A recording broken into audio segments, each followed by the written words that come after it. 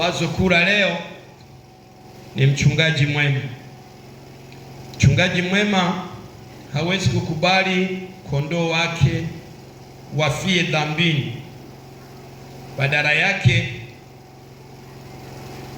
atawalinda, atawachunga vyema na kuwaelekeza namna wanavyotakiwa kuishi maisha matakatifu. Bwana asifiwe. Ezekieli 18 mstari wa 20 unasema hivi.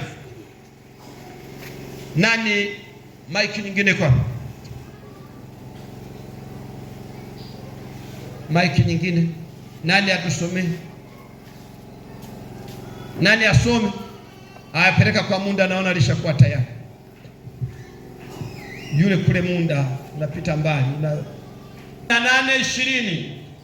18:20 inasema, ndiyo inasema, roho itendayo dhambi ndiyo itakayokufa. Ndiyo itakayokufa. Mwana hata uacha uovu wa baba yake. Rudia. Mwana hata uchukua uovu wa baba yake. Wala baba hata uchukua uovu wa mwanawe. Haki yake mwenye haki itakuwa juu yake. Na uovu wake mwenye uovu utakuwa juu yake. Bwana asifiwe. Haleluya kanisa. Haleluya kanisa. Amina. Angalia leko karibu yako, mwaulize umesikia? Roho itendayo dhambi ndiyo itakayo. Roho itendayo dhambi. Umutima ukora icyaha niwo uropfa. Muulize leko karibu yako, unataka kufa? Haleluya. Amina. Kama wewe unatenda dhambi, maana yake unataka kufa. Roho itendayo dhambi ndiyo itakayokufa. Mwana hata uchukua uovu wa baba yake, wala baba hata uchukua uovu. Roho gani? Haki yake mwenye haki itakuwa juu yake, na uovu mwenye uovu utakuwa juu. Ndiyo lile nilisema, 99% ya watu tunaishi kwa kubeba madhambi ya watu. Unakuta watu wananungunika. Maombolezo ya Yeremia sura ile ya 3 kifungu cha 39. Hebu angalia kwa. Soma mtumishi. Mimi nimeshafika, unajua mimi tamaa yangu ni hii sasa, nimeshafika. Ni shwari. Mbona mnanung'unika?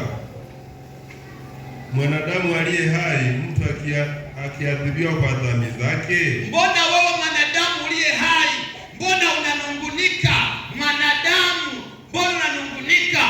Mtu akiadhibiwa kwa dhambi zake, zinakuhusu nini? Muuliza leo karibu yako, inakuhusu nini? Bwana asifiwe. Inakuhusu nini? Hele, wamebondea baba, subiri ya kwako. Bwana asifiwe. Kule Manyovu kulikuwa na mzee mmoja, kwa wale kutoka Manyovu pale yaliitwa Bunyabiro pale Mkayombe. Tani hamuwezani. Unaona hiyo falsafa? Kwa nini? Kwa sababu watu walipenda kumjadili yeye kwamba amekosea, amefanya nini? Yaani wanamsema yeye kana kwamba amefanya dhambi kuliko. Wakasema mngejua ya mtoto wenu, mngejua msingelisema. Fanya namna hiyo, fanya hivi. Kila mtu mikono yake fanya hivi. Sasa tengeneza mkono wa kulia ndio mzuri. Fanya namna hiyo. Amen. Ayafanya hivi. Usikute kidole hivi. Fanya nyosha kabisa hivi. Amen. Vingapi vinatuangalia? Viwili vinaangalia wapi? Kati ya yule unayemsondia viwili na anayeangaliwa vitatu, nani mwenye madhambi mengi? Unaweza kuona namna unavyoweza kuingilia mipango ya watu wakati ya kwako ni mengi zaidi ya yale. Roho itendayo dhambi ndiyo itakayokufa. Wana wa Rukoma, roho itendayo dhambi ndiyo itakayokufa. Anasema mbona wakiondoa kibanzi kilichoko ndani ya jicho la mwenzako na boriti iliyojaa, mbona utaitoa kwako? Hukumu zinakuwa nyingi. Ndugu zangu, umutima uko bicyaha n'uburofa.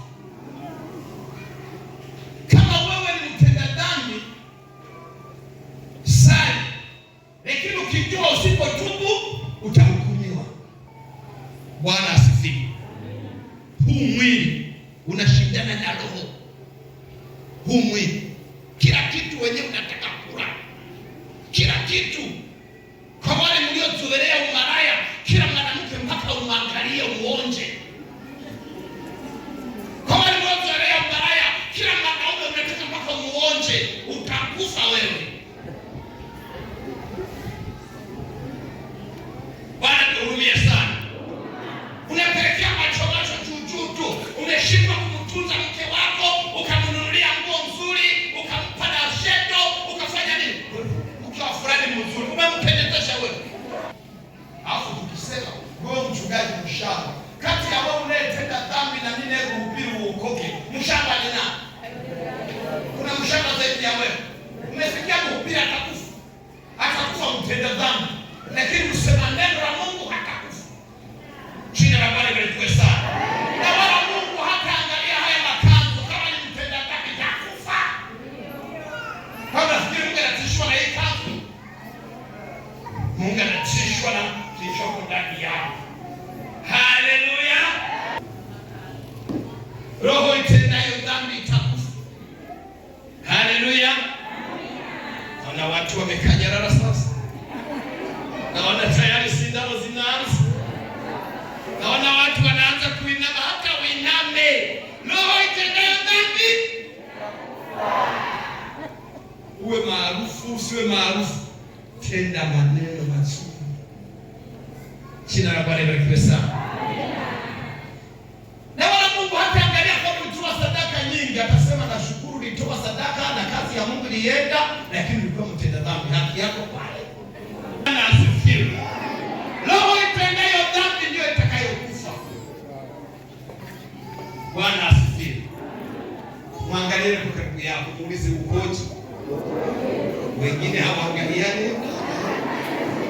Wala wengine hamjasimama. Kama wewe ni mgonjwa, nataka kuanza kuomba na wewe. Jina la Bwana libarikiwe sana.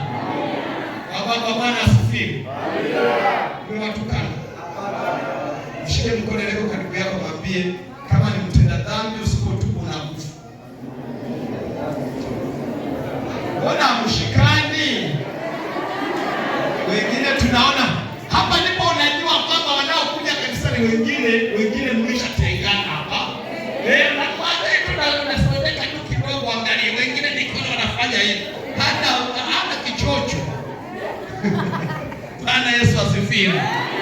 Kanisa Bwana asifiwe. Wangapi wamebarikiwa na ujumbe wa neno la Mungu?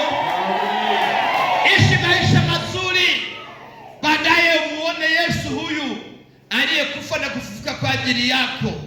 Usisali kwa mazoea, sali kwa kujua kwamba wewe ni mcha Mungu. Sali kwa kujua kwamba siku moja utakwenda mbinguni. Sali ukijua kwamba siku moja utasimama mbele ya kiti cha hukumu na kila mtu atahukumiwa sawa sawa na matendo yake. Nani anamkumbuka? Sawa na matendo yako kila mtu atafanyaje? Charles Jangaraso ndiye aliyeimba huo wimbo. Mama mkurugenzi, heshima ya kuitwa mama mkurugenzi, usipotubu utakufa. Mama mwinjilisti, heshima ya kuitwa mama mwinjilisti haitakupeleka mbinguni. Kitakupeleka mbinguni wokovu. Jina la Bwana libarikiwe sana. Jina la Bwana libarikiwe sana. Watumishi wa wenzangu, Mungu ataangalia tulivyoishi. Wana wengine watakasema nilikuwa mhubiri, atasema sawa. Ulikuwa mhubiri, watu waliokoka kwa jina langu, lakini wewe pale wewe ni mbuzi.